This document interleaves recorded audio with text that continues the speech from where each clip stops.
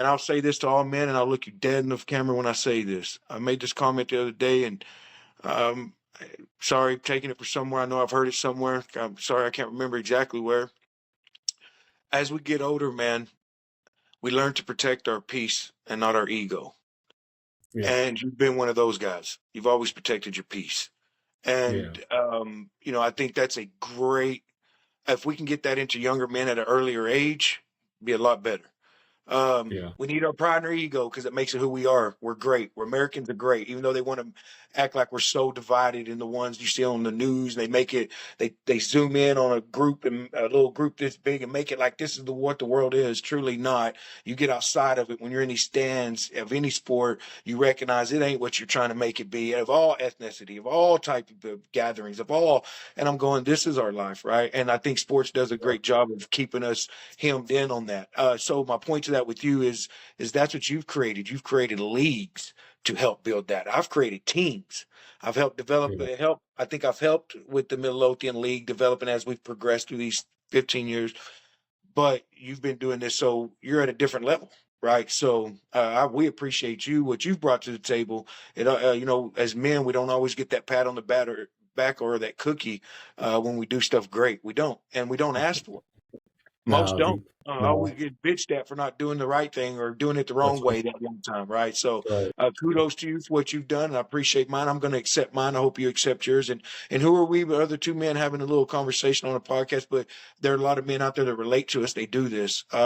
Smaller towns, hopefully they watch us, smaller coaches, and they hear some of this stuff echoing through you and I, and maybe take some of this. It's not easy. I want to relate to a lot more coaches than just me and you having a conversation about Midlothian. I want to talk about the Alitos, the Saginaws, the Forneys, all these leagues, right? Cleburne's, Burlesons, Cedar Hills, Waxahachie, everybody, Lancaster, Cedar Hill, DeSoto, Duncanville, all these people, Mansfield, all these people around us, right? We speak for a group of men. And Mhm. one area that I think we should be doing better as a group of guys that's taking on this task is making sure we use this as networking, man. Use this not a it's a competitive sport. I get it. It's very competitive, man. Very, very competitive. And that's the way we attack it. When you hit the field, you feel it. It's music playing, it's energy, coaches not talking. It's not because they don't like you, they're locked in, right? And they're in their zone.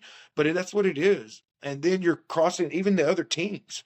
You're sitting across the stands from somebody and you're playing, and it's about a little youth football, high school football, college. Um, to not take that once the whistle blows, it's competitive. When the whistle stops, networking.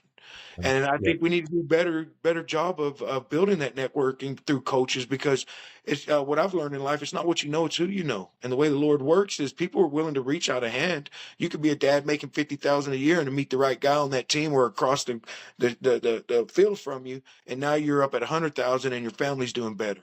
And this is where I think we fail as a group of people, as all football coaches at a youth level, to really make sure we take that opportunity. I see it in high school. I do see those Yeah. coaches lean on each other a little bit. You don't get that at all in youth sports at all. You might No. know someone because you know them, but it's never no connection other than that.